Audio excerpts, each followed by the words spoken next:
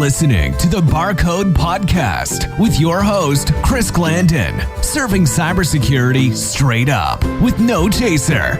Let's hit the bar and grab a drink.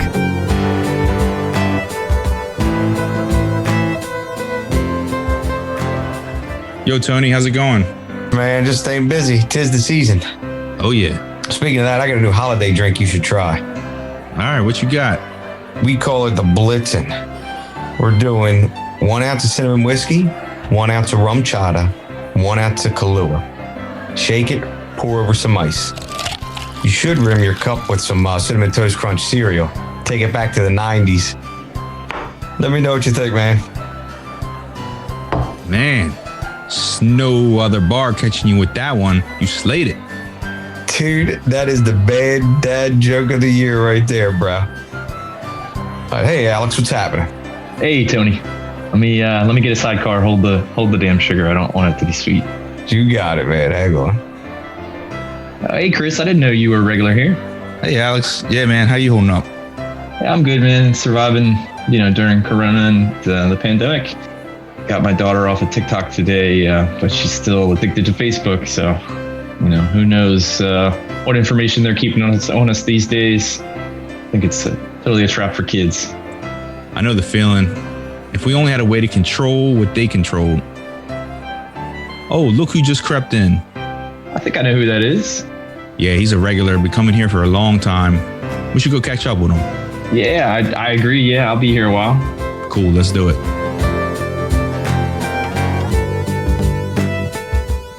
I am here with Bruce Schneier, an internationally renowned security technologist and security guru.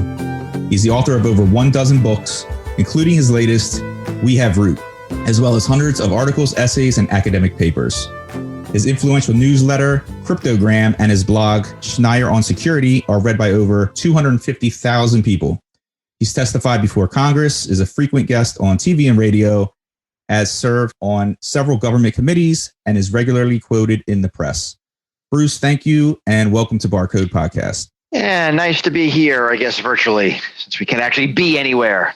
Exactly. So you're a veteran in the cybersecurity field, and you continue to inspire others by being extremely active online and other knowledge sharing platforms. I'm curious to know how you personally continue to learn and what methodology you use to remain at your level of prestige. Level of prestige aside, but learning is reading, right? It's a lot of people doing great work, and it's just reading everything you can find. I read a lot of other people's blogs and news sites and articles and papers and books. People are sending me stuff a lot. The benefit of writing my blog is that there's a lot of readers who send me stuff that might interest me. So stuff comes to me. But you keep up by reading, because you don't know everything, and a lot of other people know things, and you want to know what they know. Definitely. Yeah, that's how I tend to learn also. And especially during the COVID era, where it's been much more difficult to get out and interact with peers. So with that, I'm curious to know how the pandemic has affected you personally and how you've had to adjust your typical workflow. Professionally is kind of obvious. We're not flying everywhere. I used to travel a lot. In the before, I traveled all the time. And it's either teaching or speaking or consulting. Now, my average speed was 32 miles an hour over the year.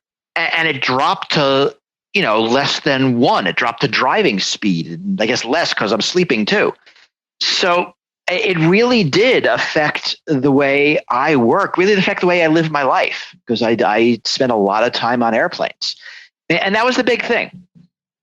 Secondarily, it's harder to concentrate. It's harder to get things done. It's harder to focus. So I'm writing less. I'm trying to write a book, and it's not going that great. Not because it's a bad topic, because it's hard to sit down for a few hours and really work, because there's a lot of things that are distracting, and the world's distracting. Whether that's COVID or racial justice or the election, 2020 has really been a dumpster fire. So it has. Looking forward to 2021. Those are the major differences. Right? Not traveling and sort of not being as focused. Other than that, I'm lucky. I don't have to go to an office. I don't have to put myself in danger. I can be home. And then the effects are all the personal things, right? Not seeing friends, not doing things, the stuff we all have to deal with. But, but the hope is by summer, we might have some semblance of normalcy. I might be willing to get on a plane again by spring if there's a sort of, enough take on the vaccine. We'll see how it goes. Crazy times. Yep. The new normal, right? Right. It's 2020, right? Right? It's the pan.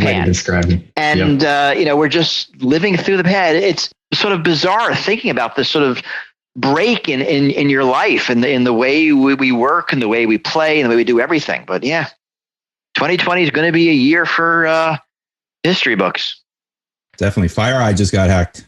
I didn't see that. FireEye just got hacked. And that was interesting. This is Mandiant that got hacked, right? So this is the intelligence arm. And they had their attack tools popped, or at least their mirrors of, it's hard to tell exactly, but it was stuff that was offensive in nature, where they published the signatures, where they said to the antivirus companies, here, we are going to depreciate all these for our use, and you need to have them on your list of things that you block if you see anybody using them. We don't know who did it. It seems like it was the Russians. And hard to tell if they were after Mandiant or after Mandiant's customers.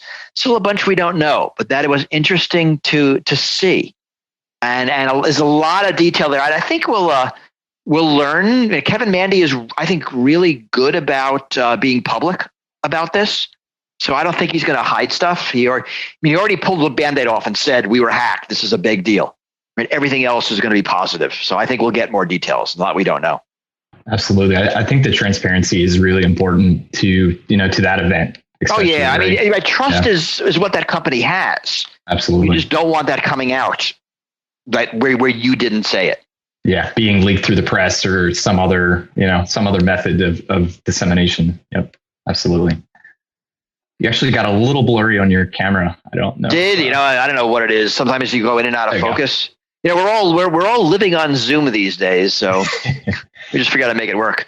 Tell me again, because I actually don't have my self view up, because it's like really creepy to watch yourself all day. Yep. That's my sort of number one Zoom meeting advice. Turn yourself off, because it is stressful looking at yourself. I do the same thing. You have a more natural meeting if you don't.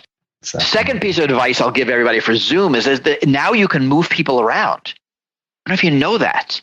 But if you have like 10 people up on Zoom, like you're moving icons on your iPhone, you can pick a tile up and move it to different places. That's very helpful. Yeah. Right. And encryption's better. Zoom's done a lot. Yeah. In the beginning of the pandemic, I was beating them up pretty regularly on my blog for having lousy security. And in a lot of ways, it's not unexpected. It makes no sense to have a secure product that nobody uses. You're better off having an insecure product that people use. So if you're a new company, you tend to skimp on that, right? And you get more security, more reliability, more of those things as you become more popular.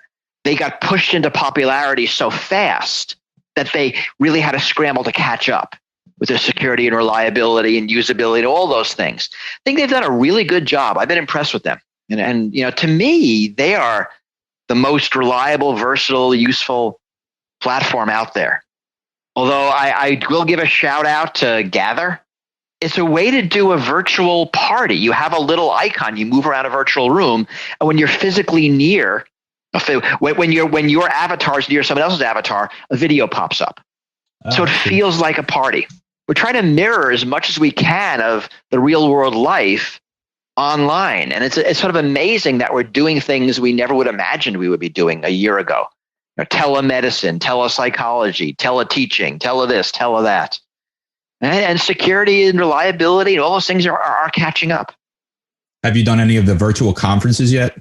I have. I've run virtual conferences, right? Conferences have to happen. We're doing research. We want to promulgate it. So, and again, it's a matter of trying to mirror not just the talks. I mean, that's pretty easy, but the hallway conversations.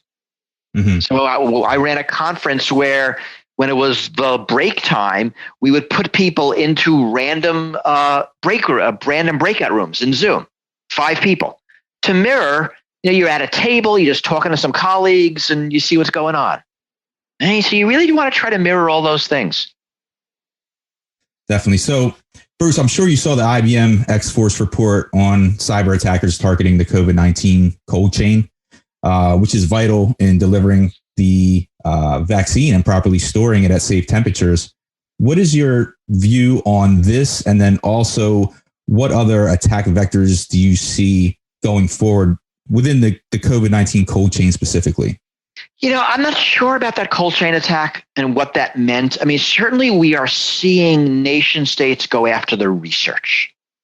Now, I'm actually not sure that's valuable. I mean, what good is it that if I have a lab's research, I kind of need it's probably cheaper for me to buy it from them than to reproduce it, but countries are going after it.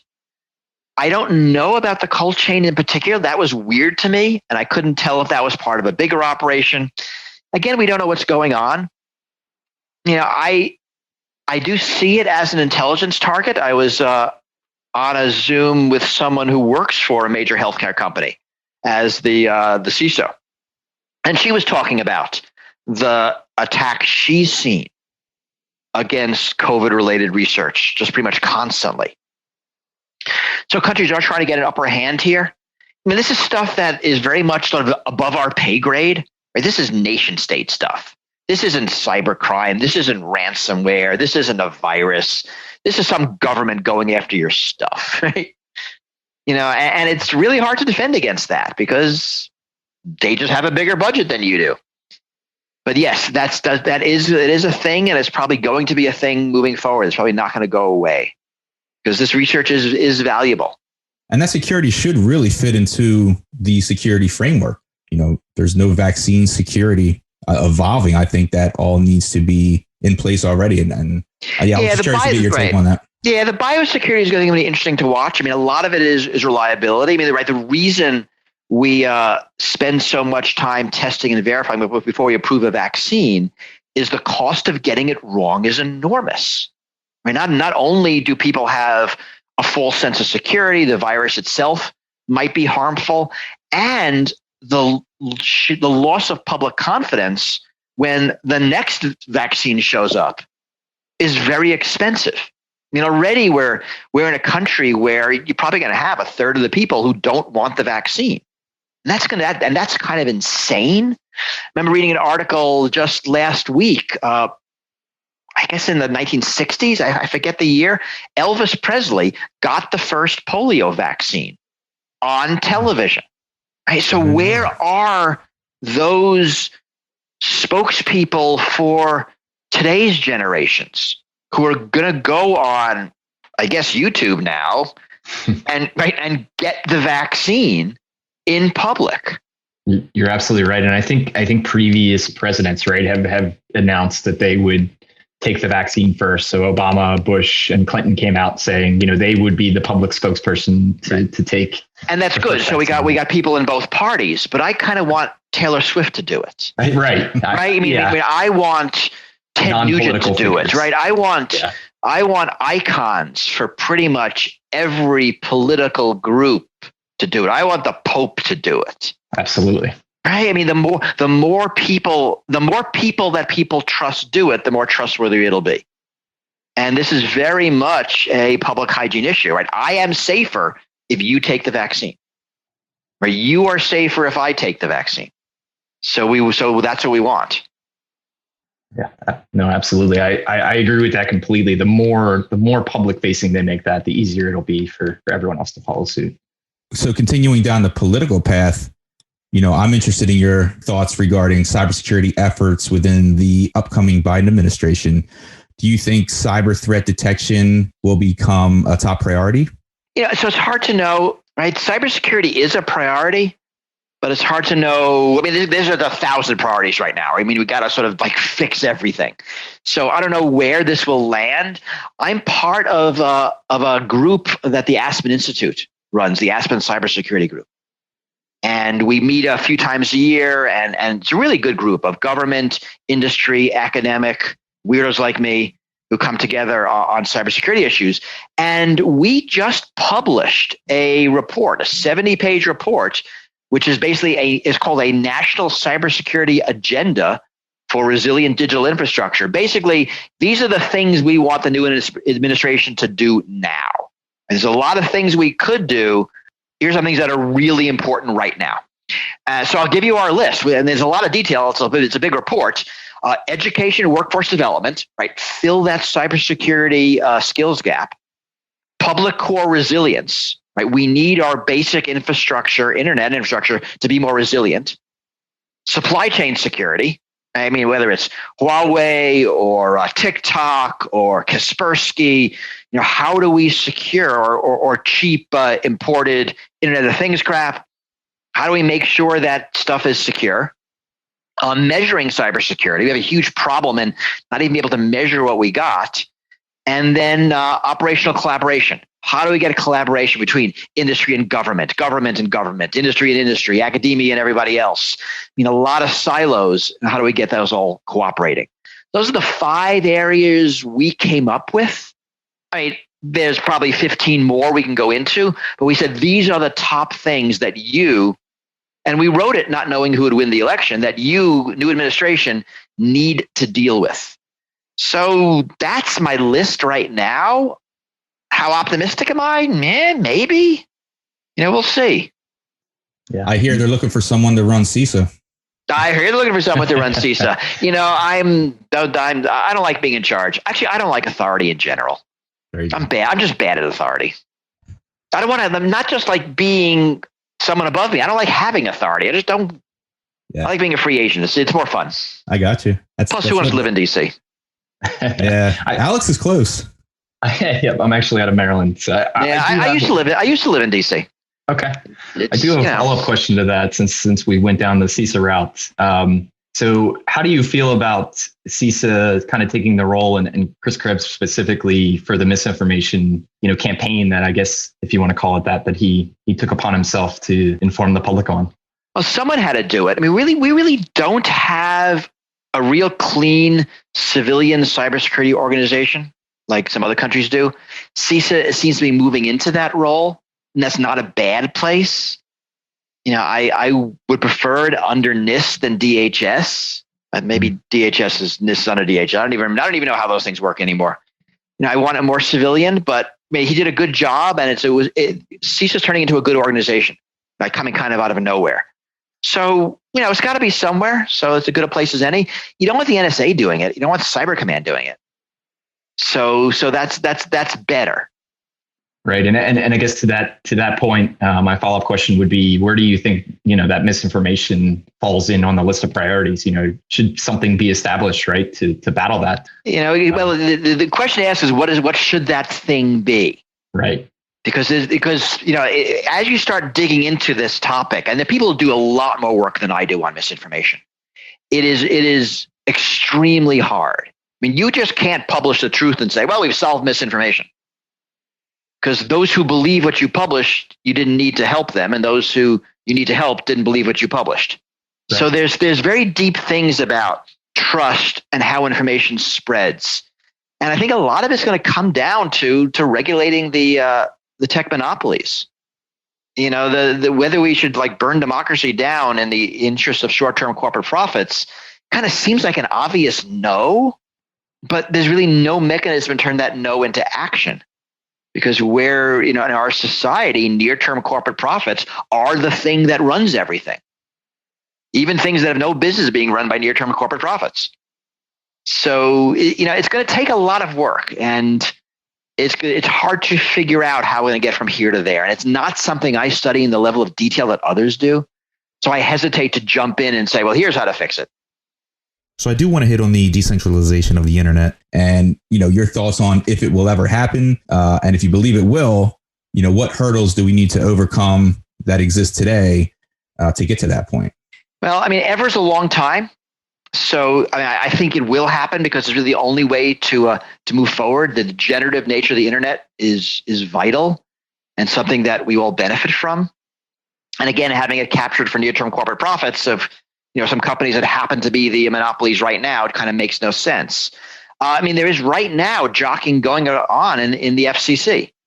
The Republicans are trying to push somebody through, and I don't know the details of whether they did or not, or they're going to or have done, to really block a Democrat majority, which would enshrine net neutrality. I mean, not sure why. This really seems, I don't know. I mean, I think if you're a free market, you really want net neutrality. So I can't quite get the politics. It might just be, here we gave you a lot of money to your campaigns, do what we want, which, too much American politics runs on. So it's going to take some movement in the political sphere. And then it's just a matter of doing it. So it's political will, not technical will. And I'm really out of my sea when I'm predicting what's going to happen there. I mean, we don't know what a Biden administration is going to look like. True. He's certainly a pretty conservative Democrat, very middle of the road. Very true. But that's what was needed to get elected, and that's why we have one. So I don't know. We have to see. So a lot of these technologies that are pushing towards that, how do you trust those companies?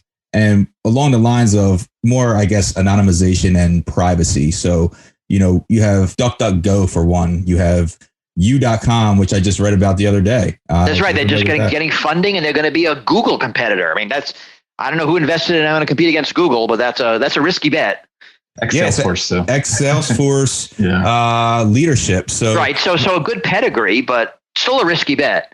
I mean, right. You ask, I think, an extremely subtle question, and people ask that question a lot without realizing how subtle it is. How do you trust anything? Right? How do you trust? I don't know that these are all analogies from the before. The taxi you drive in, the plane you fly in, the food you eat in a restaurant. Let alone your ISP, the people who make your computer, your software, your hardware, your cloud provider, your cloud storage, your search engine. And the answer in all those cases is, you kind of just do because you hear good things.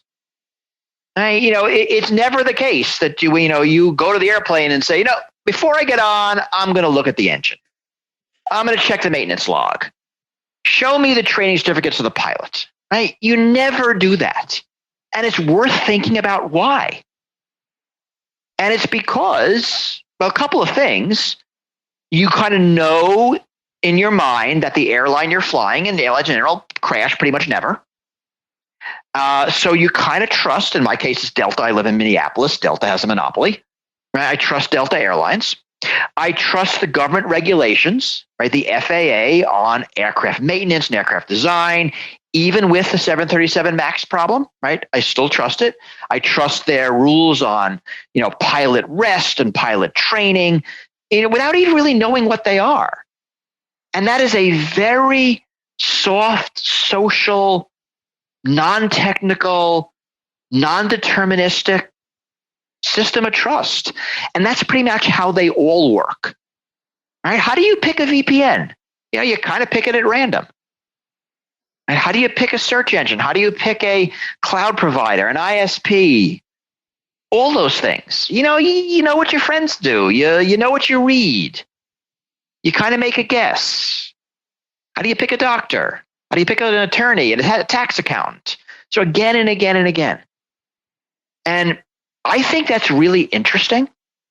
I think that's worth more study than I'm able to give it. I did write a book on trust, sort of on security.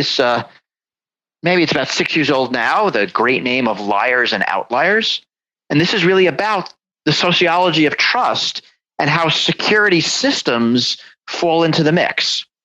So I try to explore some of these questions. And they get more subtle and weird the more you go. I mean, talking about how do you trust results of this election? We could publish data. We can do audits. Will it convince people who don't trust results of the election? Probably not. What will convince them? Hard to tell. But it's not a battle of the facts. It's a battle of narratives, of ideas, of sides. How do I get someone to trust a vaccine? It might be if Elvis takes it on national TV, people will trust it. But, that's theater. And that's show. That is just a demonstration stunt, probably more valuable for trust than publishing any medical papers in any journals.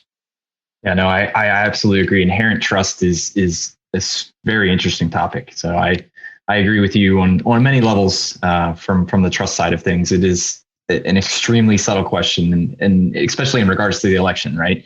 How do you convince anyone of anything at this point?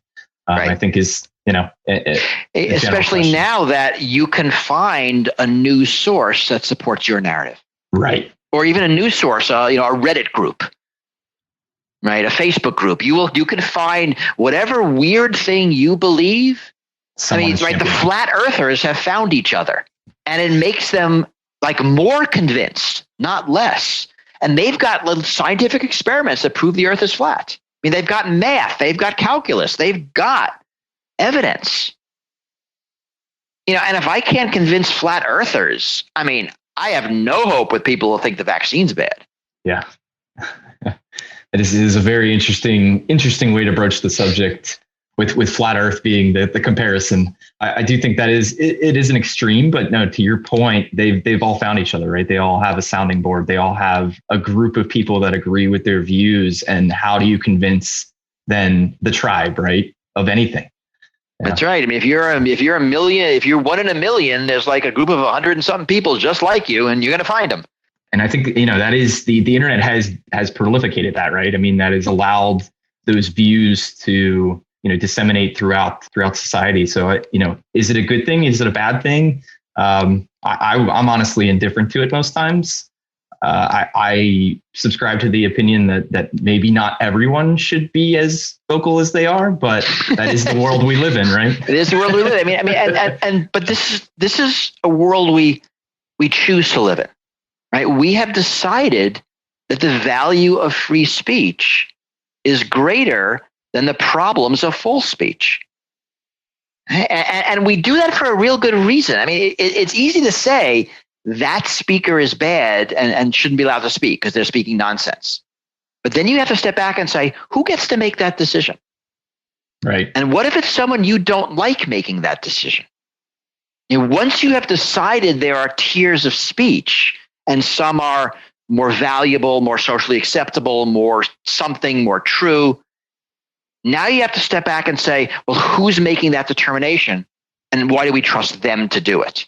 Who is the arbiter of truth? Who is the arbiter? And the benefit of free speech is there's no arbiter. Now, that's tied up very much in power. Because we might have free speech, but myself, as someone with a blog that 250,000 people read, or you with a podcast that whatever your audience watches, we have more power of speech than someone else who doesn't have those platforms. And because we're a bunch of white guys, we actually have more power of speech than others. And we have to recognize that. So free speech doesn't necessarily mean everybody's ideas get exposed equally. And how do we elevate voices that have traditionally been marginalized and make sure that they can enjoy the benefits of free speech and not just us? Yeah, I hate to sum this up in basic terms, but social responsibility comes along with the platform of it often doesn't, but it should come along with it. Yeah. Agreed. So in terms of net neutrality, what do you see needs to happen in order for us to achieve it? I think carriers, God, you have two choices if you're in the internet. You could either be a carrier, in which case you have to be agnostic to what you carry. If you are Zoom, you cannot edit what people are saying. Right? If you are email, if you are Instagram, so I'll pull out Instagram for a second. Right? If you are a carrier, you need to be neutral. If you are a publisher, curate all you want, but you are now responsible for what you publish. Problem is, a lot of companies like Facebook want it both ways. They want no responsibility for what we say, yet they want to curate. So I think net neutrality is vital. We need carriers of all types in the internet infrastructure. We also need publishers. And I want companies to be forced to choose. So Instagram, are you a carrier? In which case you give people an account, they post their photos, they post their text, and you You don't do any editing and you are not liable for anything anybody posts. Or you curate. Right? And if you curate, you have some liability for what people post. Pick one. Right? AT&T does not advertise on my phone line. Right? They do no curation.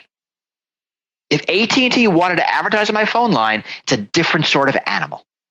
And that different rules should apply. That's my basic belief. Yeah, I was going to say, I'm curious in context, right? And I know this this may broach into EFF topics, but Section 230 is pretty hot right now for, Trump wants it repealed completely so that, tech companies have to be held responsible for the censorship that they're giving, like Twitter right now, right? For some of the election fraud censorship that they're doing on Twitter. So I'm curious what your stance on 230 is and if you believe it should be there or shouldn't. So I think it's really important because it establishes this neutrality. I mean, Section 230 means if you write a comment on my blog, I'm not liable for it, right? Because my blog, because I'm essentially a carrier there, right? I post everything. That is vital. I couldn't have a blog comment section without that. Right. In some ways, Facebook couldn't exist without that. I think it has been pushed to extremes. Right? So Tinder uses Section 230 to not have to take down a profile that was maliciously put up by the ex-boyfriend of some guy. Right? That seems a stretch. So I think Section 230 has been stretched out of its original intent, but its original intent is vital for the internet to work as it does today.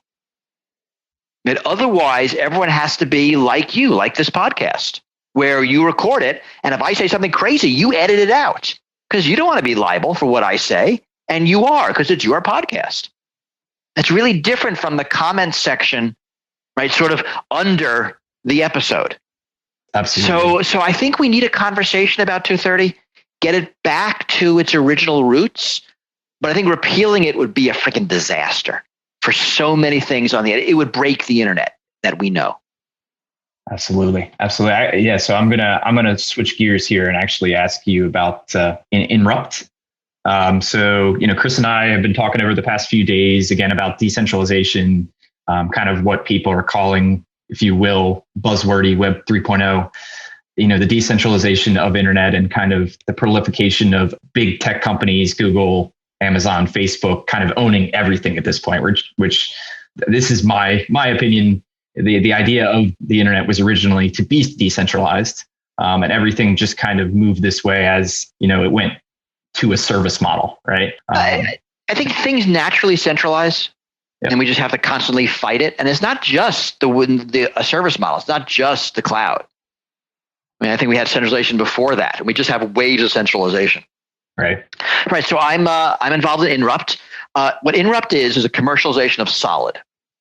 Solid is an open web standard, brainchild of Tim Berners-Lee, right, who invented the web, and it's a way to put data back under the control of us. The basic idea is that you, I, everybody has a pod, has a place for our data, and our data goes there, and the stuff we have writes data to our pod and reads data from it. Right, so you imagine right now if I have a Fitbit, the data is written into Fitbit servers, and I have access to it. Well, this flips that model. The data is written into my pod, and Fitbit has access to it. Now, there are a bunch of benefits to this. One is I have control, right? I can now decide. I drop my Fitbit and I use something else. Or I have an insurance plan and I get a discount and they get my Fitbit data. I decide to give them access to it. So it puts me in control. Often companies don't need my data. So like Marriott hotels, in the before, I was a Marriott customer. And they have all my data on their servers. Now, they don't actually want it. It's a liability for them. They just want access to it when they need it. I think they'd be perfectly happy. The data was in my pod and they were guaranteed access. So it is less risky for them. It is better for me.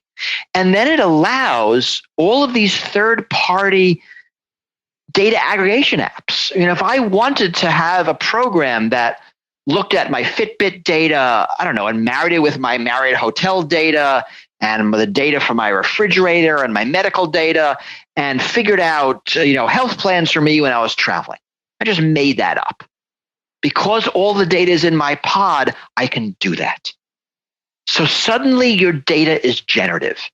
And the Internet of Things is going to produce an enormous amount of data about you, about your world, about your environment. And if that data is in a place that you could control, you have a lot more power. That's really what we're trying. Now, as I'm saying this, you can imagine like this is a security nightmare. And that's really my job to deal with that part. Understood. But that's the idea that instead of this data being centralized at Google, at all of these sites, Marriott hotels, at Fitbit, you will have access to your data. So it shuffles it, right? Instead of it all being vertical, it's horizontal. Right? So all my data is here. Now, right, your pod will have to be somewhere. My guess is it'll be like email addresses.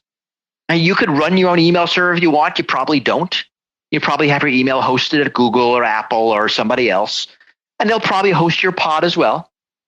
But like email addresses, it'll be portable. If you don't like what's being done to your pod, you can move it. And there'll be ways you can encrypt it so that maybe the company who's storing it doesn't have access to the data. Or you might want them to, right? In some cases, I might want Apple to have access to some of this data because they do a lot of cool things by aggregating it. And just like I might give Google access to my email because they run anti-spam. So they need the unencrypted email to do that. I can encrypt my email. I can encrypt my Gmail if I want, but then I don't get a lot of the benefits of Google's processing of it. But it changes the locus of control from the big companies to us. You own your own data again. You own your own data, and I just thought so. Right. I mean, you can imagine that we're on a Zoom call and we recorded it, and I put it in my pod, and I give you access to it. Right. You've been on the call too, so I'm giving you access. Or maybe we have a fight in a year, and I turn off your access. I don't like you anymore. Right. I mean, I have this control, and I can audit who accesses my data, and not really what they're doing with it, but how often they're going after it. So I might give my insurance company access to my medical data. I mean, that might be a requirement. But now I will be able to see, if I want to, what they're looking at. Is that all a cloud service offered by Inrupt? Well, so here it depends, right? I mean, and again, think of it like email. You could run your own email server and store your email in your home on your computer. The pods will be the same way. Most people, it'll be stored in the cloud, right? Your pod will come with your iPhone, so Apple will have it, or Google will have it. You can imagine being stored locally. There's local storage that comes with your home router, right? There's a pod in your home router, and it's got, half a terabyte of storage because that's so cheap. And so there your pod is, and maybe you back it up into the cloud somewhere encrypted, maybe Dropbox or something.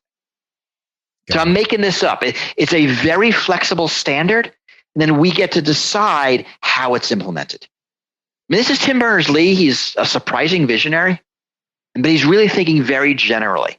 And then implementation could be many different ways. So I think it's mostly going to be in the cloud because everything's in the cloud these days. But you could, if you want, store it locally if that pendulum shifts back. And my guess is your home router is a good place for something like that.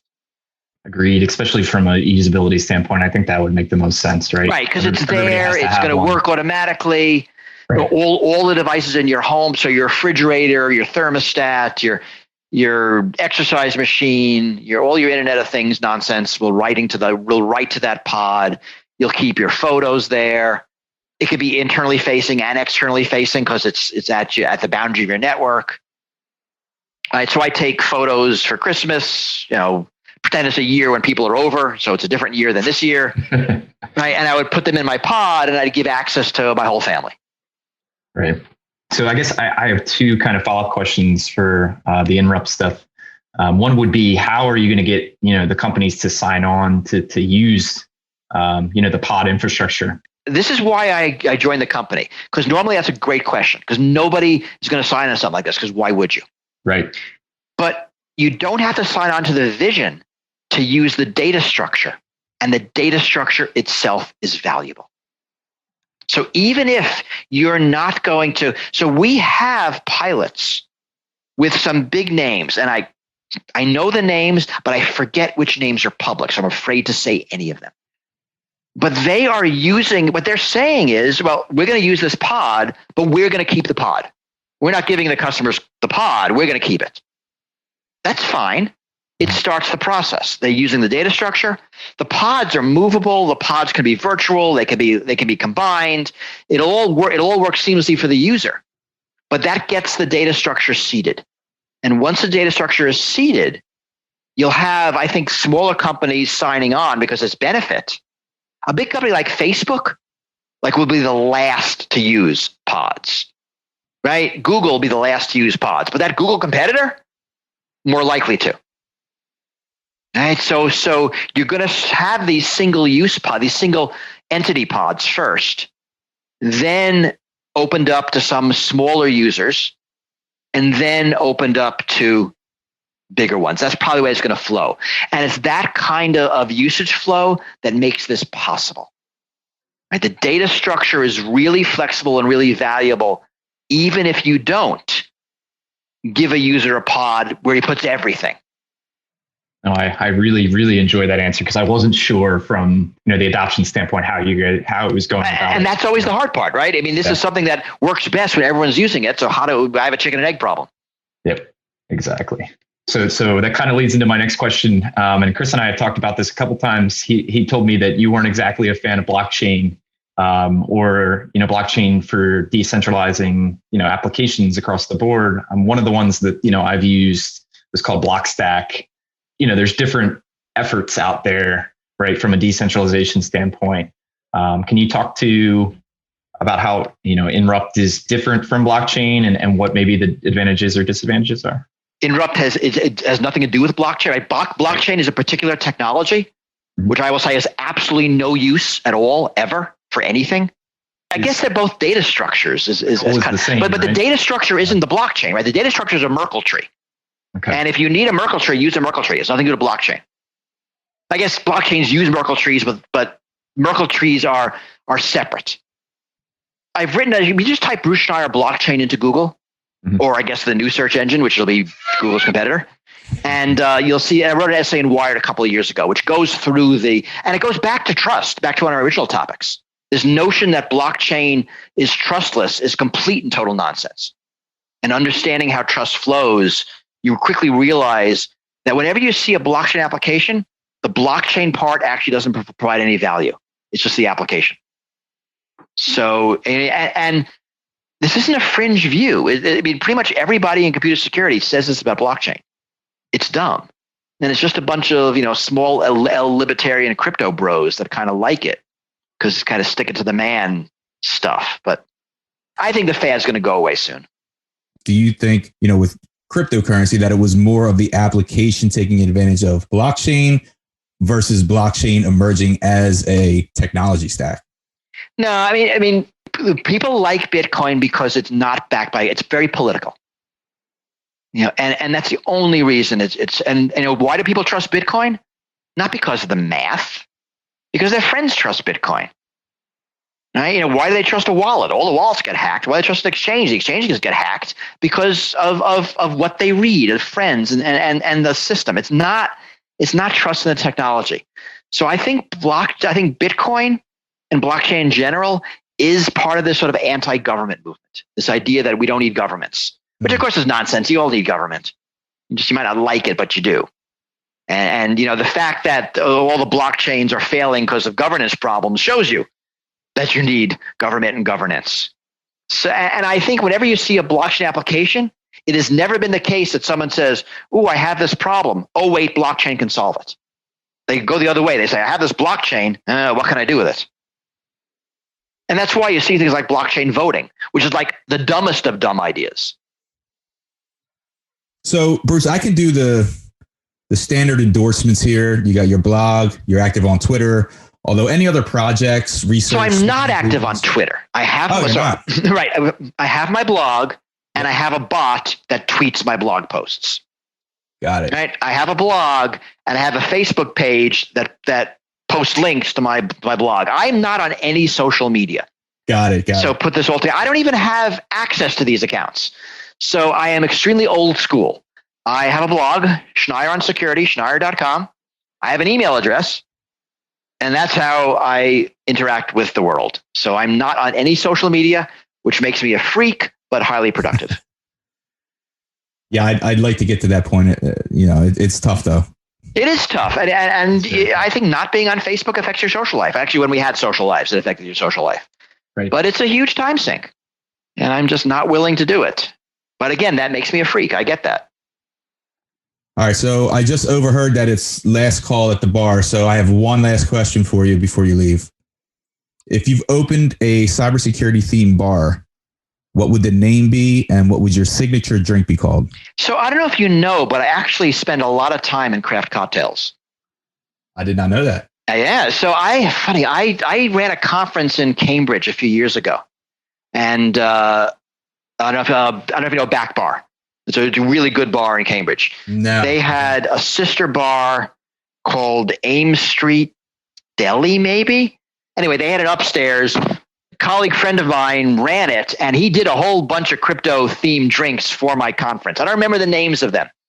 Right now, my favorite drink is a Chinar Negroni.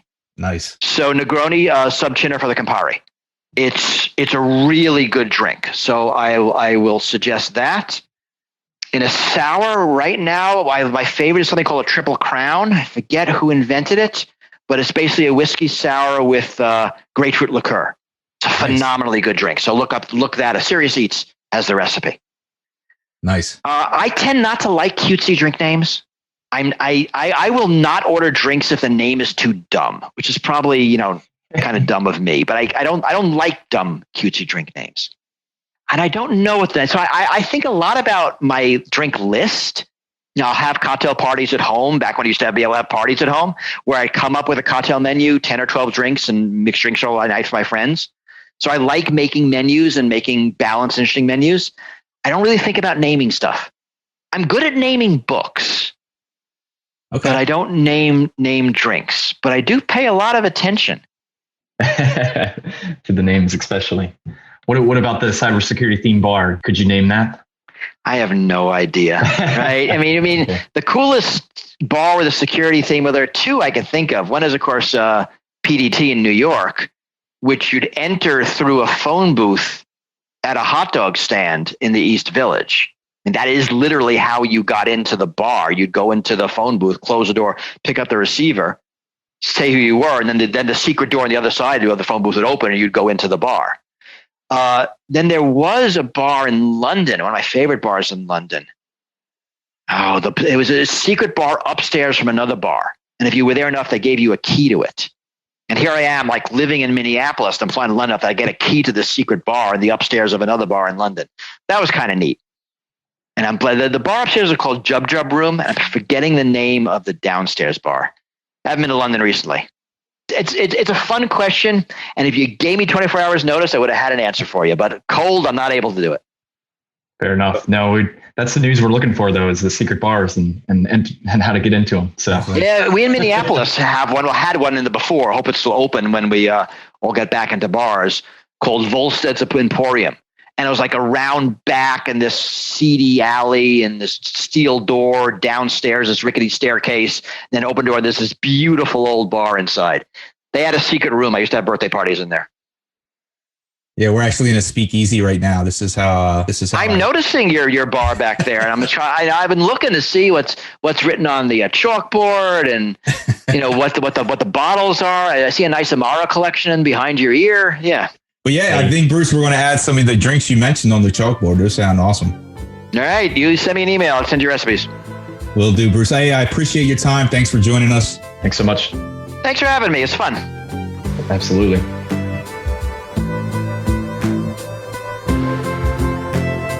BarCode patrons, if you enjoyed this episode and want an easy way to support the podcast, please leave me a review on iTunes or Apple Podcasts. If you're not on a Mac or iPhone, just visit thebarcodepodcast.com/reviews. I appreciate all the support. Cheers. Unfortunately, it's time to shut the bar down for this episode. Thanks for stopping in. See you next time. We'll save you a seat. Be sure to check us out at thebarcodepodcast.com.